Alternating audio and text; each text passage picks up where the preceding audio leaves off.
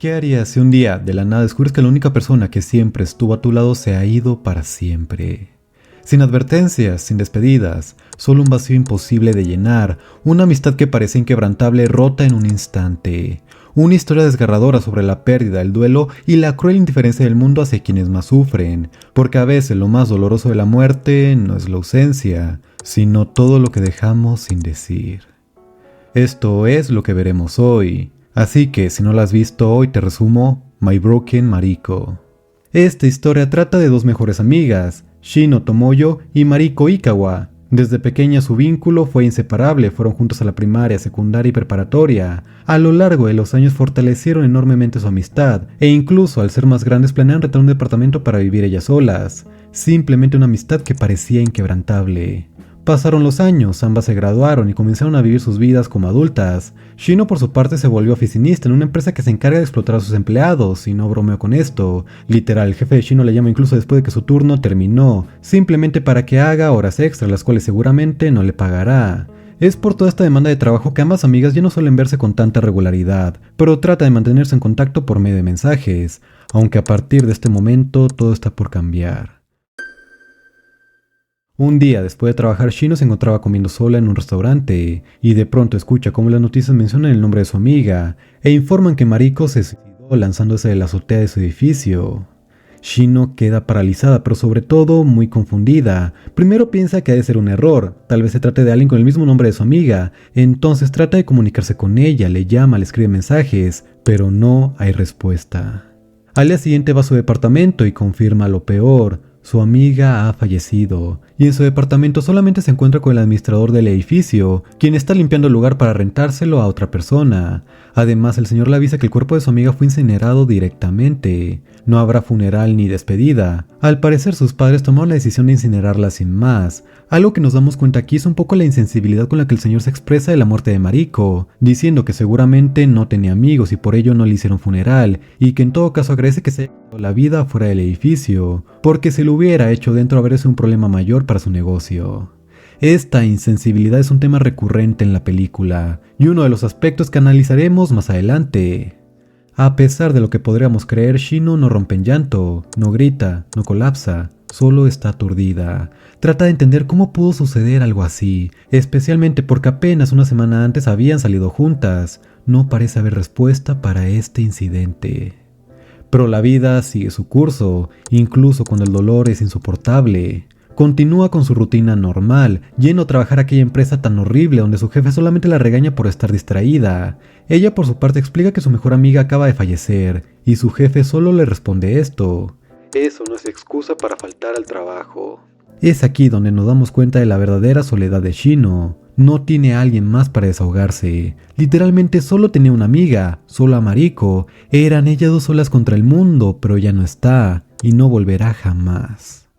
Si bien en este momento no rompen llantos y da obvias señales de confusión, lee los últimos mensajes de Mariko, en donde ella le decía lo mucho que se divirtieron la última vez que salieron, solo eso. No hay un mensaje o signo de depresión, solamente mensajes triviales.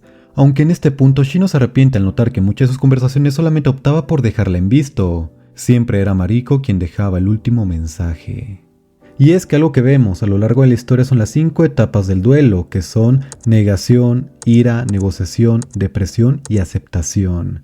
Algo que cabe destacar, y es algo que no mucha gente sabe, es que no siempre las etapas del duelo son en este orden. A veces pueden variar, primero negociación, después negación, y así sucesivamente. No hay un orden explícito, incluso a veces se puede recaer en etapas que ya se habían superado. Cada persona tiene un duelo diferente. Bueno, pues al menos en este caso vemos que lo primero que experimenta Shino es la negación. Esto porque al enterarse de la muerte de su amiga llega a creer que es un error o alguna confusión, negándose en un principio a aceptarlo.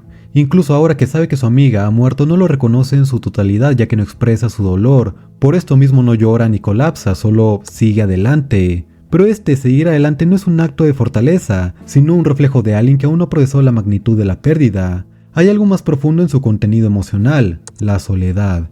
Shino no tiene a nadie más en su vida. Mariko era su único refugio, la única persona con la que podía mostrarse vulnerable. Sin ella, ¿con quién más puede compartir su dolor? Su entorno no le permite derrumbarse. Su jefe no muestra empatía alguna, reduciendo su tragedia a un inconveniente laboral. El administrador del edificio habla de la muerte de Mariko con una frialdad deshumanizante. Nadie le da espacio para sentir, y sin ese espacio su única opción es reprimir. Sin embargo, las emociones no pueden ser reprimidas para siempre. En cada pequeña acción, en cada mensaje no respondido, en cada recuerdo compartido, Shino se enfrenta a la realidad de que Mariko ya no está. Su dolor no se expresa con gritos ni lágrimas, sino con el desconcierto de quien aún busca respuestas en donde ya no las hay. En este caso, cuando el único lugar donde puedes volcar tu dolor desaparece, cuando ya no hay un refugio, solo queda una pregunta: ¿dónde queda el espacio para el duelo? Es en este punto cuando Shino empieza a cuestionarse qué fue lo que llevó a Mariko al suicidio. La respuesta en sí puede llegar a ser muy obvia, ya que ambas se conocían desde hace años. Es ahora que comenzamos a conocer la historia de vida de Mariko. Déjate cuento. Shino recuerda cómo eran de pequeñas cuando apenas estaba en la primaria. En aquellos años Shino había ganado una competencia escolar y le habían dado de premio un cohete. Bueno, pues ambas habían quedado de reunirse en un parque para volar dicho cohete, pero Mariko nunca llegó. Intrigada, la prota fue a su casa escuchando cómo el padre de su amiga la golpeaba brutalmente. Shino le pidió a su amiga que abriera la puerta. Cuando lo hizo, Mariko tenía la cara llena de moretones y de heridas, y solamente le dijo: Lo siento, no podré salir hoy. Fue así que la pequeña volvió a encerrarse en la casa para seguir siendo maltratada por su padre, y por su parte Shino sintió culpa por no haberla podido ayudar. En sí, todos estos maltratos siguieron por años y años. Mariko estaba obligada a vivir sola con su padre, ya que su madre la abandonó cuando era muy pequeña. Esto ocasionó que el padre proyectara todo su odio y rencor hacia su hija, condenando a Mariko a un ciclo constante de violencia. Pero si creías que las cosas ya eran muy densas y crudas, pues bueno, déjame decirte que esto no fue todo, sino que al estar en la preparatoria su padre la violó, y además le hizo pensar que todo había sido culpa de ella por haberlo provocado. Yo creo que desde aquí podemos ver un poco más el perfil de Mariko, una joven que desde muy pequeña fue abandonada por su madre, quien antes de irse le dijo: Eres un error. Y tras esto Mariko se quedó en casa de su padre durante años, soportando palizas, insultos e incluso violación. Shino fue consciente de todo esto, pero ya sea por miedo o incertidumbre nunca pudo ayudar directamente a su amiga. Lo único que podía hacer era quedarse junto a ella todos estos años para ayudarla a salir adelante. Tras recordar todo esto, la prota reconoce que si bien no pudo ayudar a su amiga en aquel momento, sí puede ayudarla ahora. Lo mejor que puede hacer es llevarse la ceniza de su amiga para esparcirlas en un lugar donde pueda ser libre. Un lugar alejado de esa ciudad, alejado de aquel demonio que tenía como padre. Shino toma un cuchillo de su cocina, sale de su departamento y logra infiltrarse en la casa del padre de Mariko, en donde el muy sinvergüenza la andaba rezando. Esto la hace estallar y toma la urna de su amiga con violencia e inicia una pelea con el padre para llevársela. En este momento confronta al padre, espetándole que es un maldito enfermo por estar rindiendo luto a Mariko cuando él mismo la golpeaba, la humillaba e incluso llegó al abuso. Tras decir todo esto, Shino logra escapar de la casa saltando por el balcón y en el proceso logró llevarse la urna. Cuando regresa a casa revisa entre sus cosas, encontraron las múltiples cartas que le escribía a su amiga. Esto le hace recordar aquellos años de secundaria cuando pasaban el tiempo juntas. A pesar de su corta edad, Shino ya fumaba. Esto tal vez por mera rebeldía, ya que sus padres se habían divorciado. Recuerda cómo era la vida en aquel momento cuando Mariko le escribía cartas a pesar de que estaban todo el día juntas, argumentando que algunas cosas son muy difíciles de decir frente a frente. Shino le propone ir juntas a la playa. Mariko quiere hacerlo, pero tiene miedo de su padre, entonces prometieron que algún día viajarían a la playa. Tras recordar esto, Shino se propone a viajar para cumplir aquella promesa. Dicho y hecho, toma su cartera, unos zapatos desgastados, la urna con las cenizas de Mariko y una caja llena de cartas que su amiga le escribió a lo largo de los años. Con esto emprende su viaje hacia la playa, un viaje que no solo será un adiós, sino también un intento por comprender lo que llevó a Mariko a tomar esa decisión. Apenas salir de casa, Shino cae en cuenta de que no sabe muy bien a qué playa ir, ya que pues no conoce ninguna, y repara en que a pesar de todo siente no haber conocido a la que era su mejor amiga. Sabía acerca de sus problemas domésticos porque Mariko le escribía cartas detallando el abuso de su padre, aunque claro, con la inocencia de una niña pequeña. Shino se pregunta si siempre hubo señales que ella ignoró. Si no lo hizo de pequeña, ¿por qué lo hizo ahora siendo adulta? ¿Por qué le escribía tantas cartas si siempre estaban juntas? ¿Por qué no le pidió ayuda? Y sobre todo, la pregunta más dolorosa, ¿por qué no dejó al menos una carta de despedida? ¿Qué pudo haber pasado por la mente de Mariko en aquel preciso momento en que decidió saltar del edificio? Es en este instante cuando Shino por fin se permite llorar, porque hasta ahora evitaba pensar en eso, porque llorar sería empezar a aceptar que se ha ido para siempre. Hasta ese instante Shino había mantenido una coraza, una especie de bloqueo emocional que la mantenía en marcha sin poder detenerse a sentir. Pero cuando las preguntas comienzan a remolinarse en su mente, el peso de la realidad se vuelve insoportable. Llorar no es solo una reacción natural a la pérdida, en este caso es el punto de quiebre. Derrumbarse en lágrimas significa reconocer lo irreversible. En este instante se da cuenta de algo aterrador. En el mundo ya no existe una Mariko. No hay un lugar al que pueda llamar, ni una persona esperándola en algún sitio. Y con esa ausencia viene el miedo de que con el tiempo, hasta los recuerdos de su amiga puedan desvanecerse como si nunca hubiera estado ahí.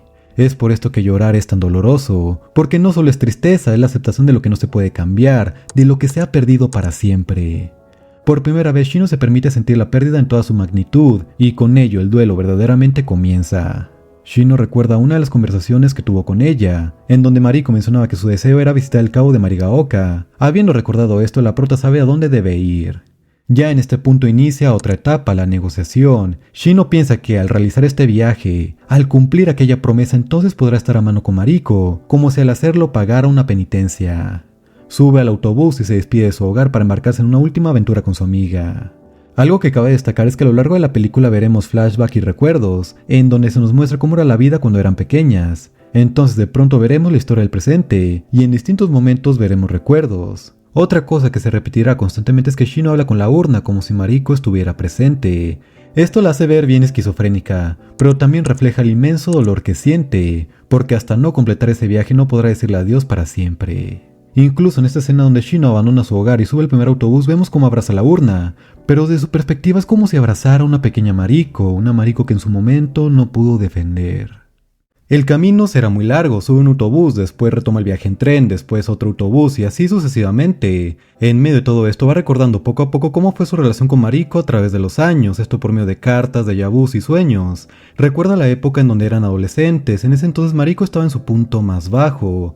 Los abusos de su padre eran mayores, lo que poco a poco la empujó a un estado profundo de depresión, ocasionando que se autolesionara. Después de viajar un largo rato decide continuar el camino a pie, pero al cruzar una carretera un ladrón de motocicleta le arrebata la mochila. Esto le baja demasiado la moral, y al estar en medio de la carretera comienza una plática con un pescador que pasaba ahí por mera casualidad. Durante la conversación con él, Shino se da cuenta de que no solo ha perdido su cartera y celular, sino también lo más importante, la cajita con las cartas de Mariko. Intenta seguir al ladrón, pero es en vano y en su desesperación deja atrás la urna. Afortunadamente el pescador decide quedarse allí todo el día para cuidar de ella. Finalmente Shino regresó con la cola entre las patas, dándose cuenta que el pescador le cuidó la urna y no solo eso, sino que muy amablemente el tipo le da un poco de dinero para que al menos pueda sobrevivir el día. Le agradece por su ayuda, y aunque intenta pedirle su nombre o algún contacto para más adelante devolverle su dinero, el pescador solamente le dice que así está bien y que no se preocupe por nada. Al caer la noche, Shino entra a una taberna con la intención de ahogar sus penas, pero pronto se ve acosada por unos hombres que la atacan con comentarios obscenos. Shino explota por sentir tantas emociones, tristeza, confusión, enojo, nostalgia. Todo esto la inunda, la hace estallar, gritando que se siente perdida y con miedo, porque desde que se enteró de la muerte de Mariko es como si desde ese punto comenzara a olvidarla. Cada segundo, cada minuto que está sin ella parece arrancarle una parte de su memoria. Es como si cada recuerdo estuviera fragmentado. En algunos momentos recuerda lo bonito de Mariko, del cómo ella la amaba y le pedía que estuvieran juntas para siempre. Pero seguido de eso recuerda los momentos más depresivos de su amiga, cuando comenzó a cortarse, cuando la amenazó diciéndole que si se enamoraba de otra persona, que si la dejaba a ella de lado entonces se desuscribiría de la vida. Es raro y a la vez curioso cómo funciona esto, ¿no creen? Bien se dice que nunca podremos conocer a una persona en su totalidad y es que ni siquiera podemos conocernos a nosotros mismos. Nos pasamos la vida buscando las razones detrás de las acciones de los demás, queriendo entender por qué hacen lo que hacen, por qué sufren, por qué nos lastiman, y sin embargo a veces no sabemos por qué nosotros mismos hacemos lo que hacemos. Quizás el problema es que mientras intentamos entender lo que está fuera de nosotros olvidamos mirar hacia adentro. Es fácil obsesionarse con lo que no entendemos de los demás, pero también es importante hacernos las preguntas que no nos atrevemos a hacer sobre nosotros mismos. ¿Por qué reaccionamos de cierta manera? ¿Qué es lo que realmente necesitamos y no estamos escuchando? Lo irónico es que al buscar tanto entender a los demás nos perdemos a nosotros mismos. Tal vez no hay respuestas definitivas, ni sobre los demás ni sobre nosotros, pero quizás lo importante no es entenderlo todo, sino aprender a vivir con las preguntas y la incertidumbre. Porque al final no se trata de tener todas las respuestas, sino seguir buscando, seguir viviendo. Shino, después de emborracharse, pasa la noche durmiendo en un bote que estaba en la orilla del mar. Este bote resulta ser el pescador que conocimos anteriormente. El tipo vuelve a ayudarle, esta vez dándole un cepillo para que se lave los dientes, además de decirle que sea cual sea la razón por la que está allí, espera que pueda cumplir su objetivo. Shino le platica un poco sobre ella, del cómo acaba de perder a su amiga, y de las incógnitas que dejó detrás de su muerte, mencionando que siempre estaba preocupada por ella, pero que al parecer toda aquella preocupación no le sirvió de nada. No importaba cuánto me preocupaba sinceramente por ella. Ella estaba en un lugar donde ese tipo de preocupación no la ayudaría. Este fragmento refleja una de las mayores frustraciones y dilemas que enfrentan quienes han perdido a alguien cercano, especialmente en casos tan complejos como el suicidio. La idea de que Ella estaba en un lugar donde ese tipo de preocupación ya no la ayudaría. captura esa sensación de impotencia que sienten muchas personas al intentar salvar a alguien que ya ha tomado su decisión, incluso cuando esa decisión parece contradecir todo el amor y la preocupación que se les ofrece. En este caso, el sufrimiento de Mariko era tan grande y tan interno que aunque Shino intentaba apoyarla, sus esfuerzos no pueden tocar ese lugar donde su amiga se encontraba atrapada. Este pensamiento también plantea una reflexión dolorosa sobre lo que podemos hacer por los demás y lo que no está dentro de nuestro alcance. La trágica elección de Mariko, aunque dolorosa, fue suya y de nadie más, lo cual no significa que fuera la mejor decisión, claro que no, pero sí una decisión tomada desde su perspectiva, marcada por la angustia interna que solo ella pudo conocer plenamente. Aunque podemos ver que la mayor parte del sufrimiento es para los sobrevivientes como Shino, que al final se quedan con preguntas sin respuestas. En medio de esto vuelve a tener otro recuerdo, esta vez de cuando ambas ya estaban más grandes. Durante este tiempo comenzaron a vivir por su cuenta en sus respectivos departamentos, pero aquí sucedió un nuevo incidente. Y es que Mariko solía salir con chicos que la maltrataban igual a como había hecho su padre. Entonces, una noche uno de esos chicos fue a su departamento para agredirla. Shino fue hasta su casa con una sartén y se atrincheró en el departamento junto a Mariko, pero para este punto la joven se encontraba totalmente desconectada. Su cara llena de moretones y su cuerpo lleno de heridas solamente denotaba todos aquellos años de abuso, porque a pesar de que ya no vivía junto a su padre no podía evitar atraer a hombres que se aprovechaban de su debilidad. Como ya dije, ambas se quedaron encerradas para evitar que aquel chico les hiciera daño. Pero a pesar de esto, el siguiente día Mariko fue a visitarlo debido a la baja autoestima que tenía. Bueno, pues en esta visita el chico volvió a agredirla y le terminó rompiendo el brazo. Cuando Shino se enteró de esto, regañó a su amiga, preguntándole por qué hizo algo tan peligroso sabiendo lo que podría pasar. Pero para este momento Mariko no tiene una pizca de amor propio. Su salud mental era nula porque habla de estas agresiones y violencia con mucha naturalidad, sin llorar ni hacer escándalo porque para ella no existe una manera diferente de vivir. Shino la confronta y le dice lo siguiente: En serio, no puedo creerte. ¿Estás mal de la cabeza o algo? A lo que Mariko le respondió que sí, porque a lo largo de su vida su padre le ha metido toda clase de ideas malas en la cabeza, que si la golpeaba por ser irritante, que si la agredía por no escuchar, que si la violó por haberlo provocado.